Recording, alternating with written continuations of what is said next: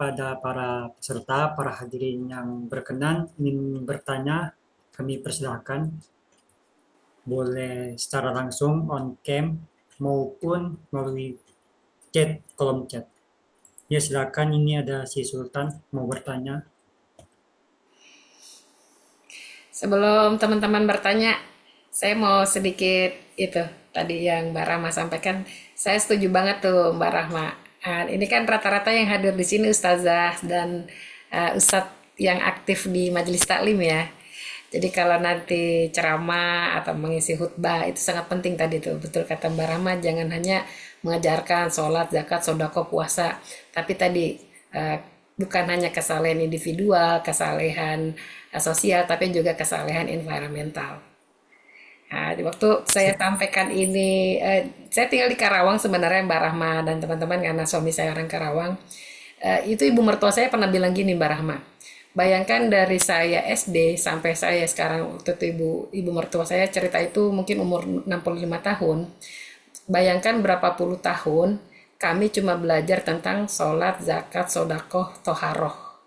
Nah, ketika saya sama Pak Badru masuk di pengajian dan kita memperkenalkan tentang lingkungan, ya sebagaimana tadi Mbak Rama sampaikan tentang kesadaran lingkungan gitu. Mereka bilang, ini ilmu yang baru dan mereka paham loh, teman-teman. Dan itu menarik buat mereka. Oh, ternyata Al-Quran itu isinya bukan cuma tentang ibadah ritual keagamaan ya, ternyata ada tentang kepedulian terhadap lingkungan yang tadi makanya wajar sekali misalnya tadi eh, Mas Rizky bilang Mas Budi mengatakan nggak ada ajaran tentang cinta lingkungan dalam Al-Quran. Ya mungkin karena kita nggak memperkenalkan itu. Ustadz-ustadznya tidak memperkenalkan itu kepada lingkungan masyarakat dan akademisinya juga mungkin kurang perhatian. Nah makanya kegelisahannya Tantowi Johari ya dalam tafsirnya itu ya kemudian direspon oleh akademisi-akademisi kontemporer untuk ayo kita perkenalkan tentang cinta lingkungan yang ada di dalam Al-Quran.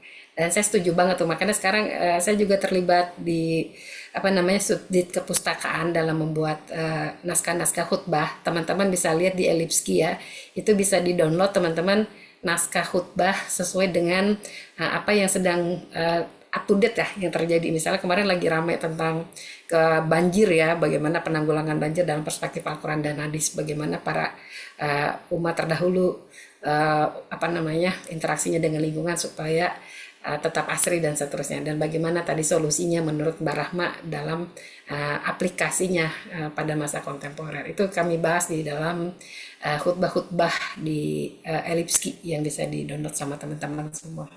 Itu aja, terima kasih Mbak Rahma. Ya Eh, silakan. Baik, silakan kepada Sultan tadi.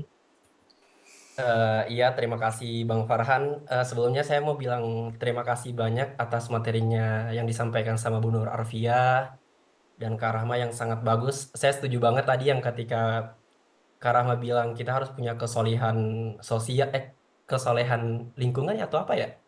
Kesolehan sosial Kak. Eh, eh, eh, Mungkin kita butuh ulama yang kayak kayak Paus kemarin bilang kita tuh harus tobat ekologis gitu. Kita butuh ulama-ulama yang kayak gitu karena mungkin ulama tuh lebih bisa diikuti apalagi di Indonesia gitu sebagai masyarakat yang agamis. Pertanyaan saya itu ke Kak Rahma. Pertama saya mau nanyain ini Kak. Tadi Kakak sempat mention Global North, terutama Amerika mungkin ya. Amerika sebagai the biggest historical emission ya kan.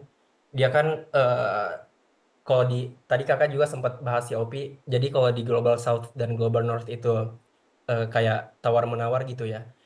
Global North itu Amerika dia kan punya lembaga USAID ya ya kan kayak sebagai lembaga yang memberikan bantuan gitu terutama mungkin salah satunya di bidang climate change.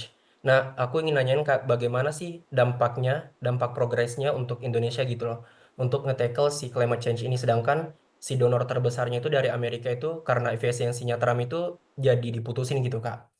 Pertanyaan keduanya, kemarin kan sempat shock gitu baca di Twitter Kak ada berita dari The Guardian gitu loh. Trees and land absorb almost no CO2 last year. Jadi tadi kakak sempat bahas tadi skenario mungkin nggak ada tuh dibahas di SSP 1 sampai 5 gitu loh. Kalau misalnya tanah tuh atau tumbuhan nggak bakal menyerap CO2 gitu loh.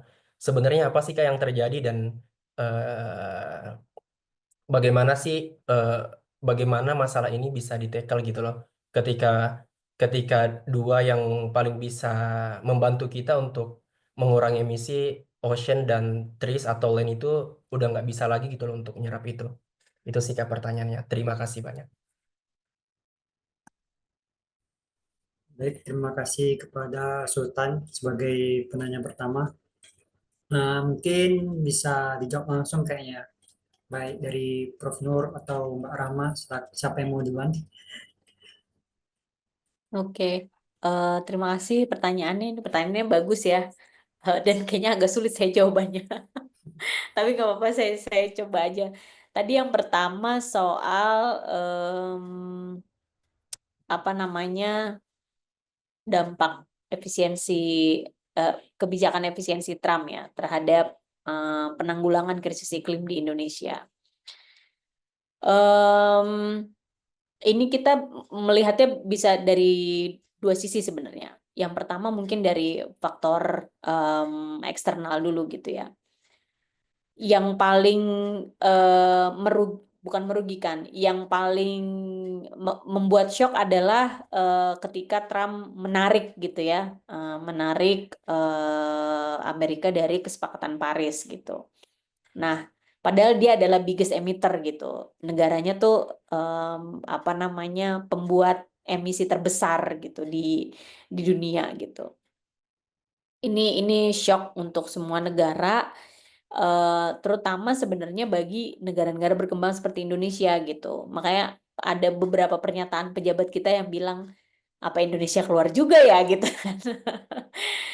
Padahal kita sudah meratifikasi perjanjian Paris di 2015 gitu ya. Lalu terus tiba-tiba ikutan apa Amerika aja keluar gitu kan, kita kan bahkan emisi kita tuh nggak sepertiganya mereka gitu. Kira-kira begitu. Terus apa namanya kalau itu yang faktor eksternal ya. Kalau dari faktor internal sebenarnya ini lebih kepada komitmen gitu ya. Bahwa ketika kita berkomitmen untuk apa namanya meratifikasi perjanjian Paris di 2015, ini kan semua negara-negara di seluruh dunia berkomitmen untuk menurunkan emisi gas rumah kaca di negara itu gitu ya. Kalau Indonesia itu kan saat ini mungkin kalau nggak salah 31%, lalu 41% dengan bantuan internasional gitu ya. Atau 29%, saya agak lupa. Business as usual. Ini udah nggak bisa lagi business as usual. Jadi nggak bisa BAU lagi Bapak, Ibu gitu ya. Karena yang sekarang terjadi itu bukan business as usual, yang sekarang terjadi itu udah beyond business as usual. Jadi hilirisasinya udah ugal-ugalan, deforestasinya udah nggak karuan, kebakaran hutannya tiap tahun, walaupun nggak muncul di berita, nggak tahu kenapa saya.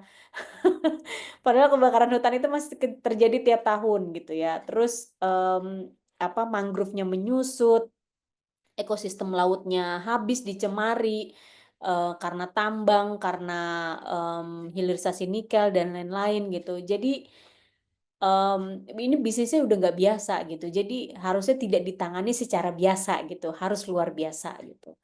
Ini faktor faktor internal gitu.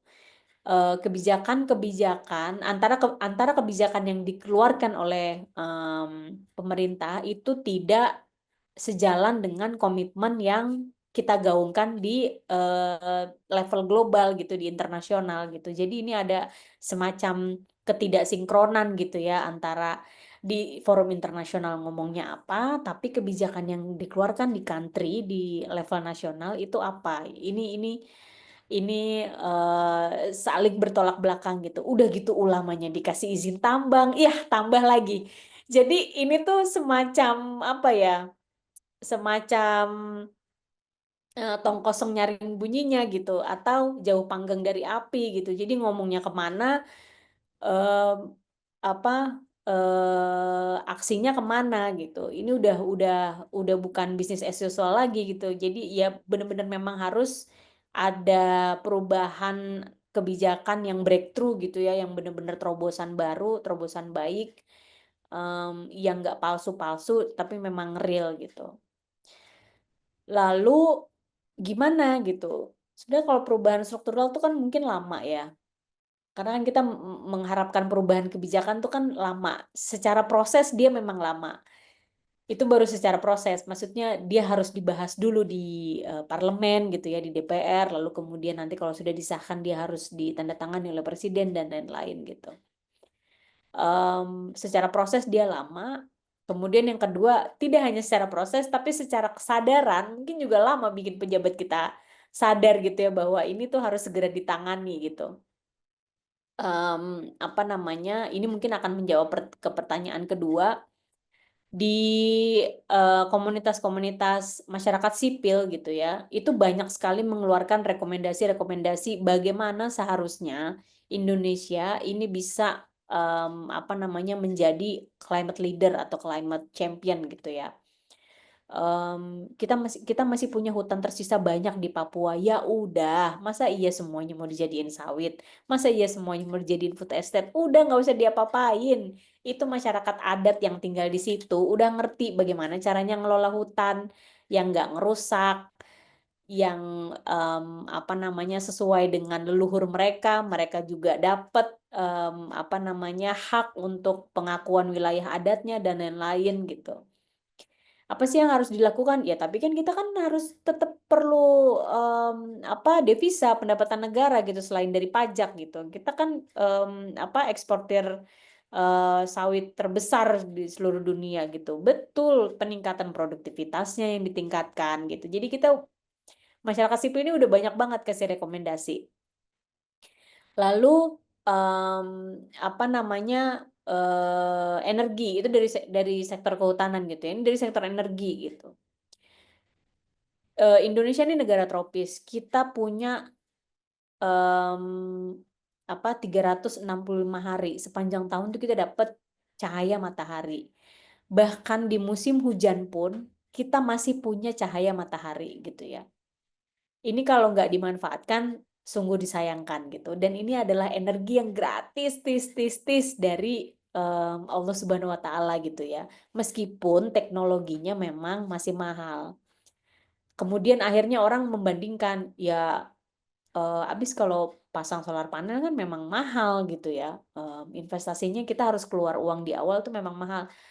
Ya mahal karena memang pasarnya nggak diciptakan untuk dia harganya bisa bersaing dengan energi kotor yang kita pakai sekarang gitu. Jadi dia nggak dapat insentif, dia nggak dapat subsidi gitu ya. Beda dengan batu bara dan minyak gitu ya. Dia insentifnya gede, dia subsidinya gede gitu. Sehingga akhirnya harga yang turun ke konsumen, yang turun ke masyarakat itu bisa murah gitu. Padahal yang tidak dihitung dari biaya yang disebut murah tadi itu adalah externalities cost-nya. Apa sih externalities cost-nya? Ada biaya keadilan sosial, ekologi, dan lingkungan yang tidak dihitung sebagai biaya produksi ketika apa namanya batu bara ditambang, ketika batu bara dibakar di PLTU gitu. Berapa banyak orang yang kena ISPA di sekitar lingkungan PLTU? Berapa banyak nelayan harus merugi karena lautnya kotor karena limbah PLTU? Berapa banyak petani harus tergusur gitu ya wilayahnya karena pembangunan karena apa perubahan lahan dan lain-lain gitu. Itu yang tidak dihitung. Padahal itu ada harganya gitu. Lalu biaya kesehatan gitu ya. Biaya kesehatan kan ini adalah biaya yang ditanggung negara juga sebenarnya karena kita ada apa ada ada apa pengaman sosial gitu ya. BPJS gitu. Kerugian negara sebenarnya akan lebih besar ketika masyarakatnya sakit gitu. Di tahun 2021 Greenpeace pernah mengeluarkan laporan bahwa biaya kesehatan yang ditanggung oleh APBN itu akan sekitar 7-8 kali lebih besar dari biaya kesehatan yang dialokasikan di APBN kalau Indonesia masih terus bergantung kepada energi fosil atau energi kotor.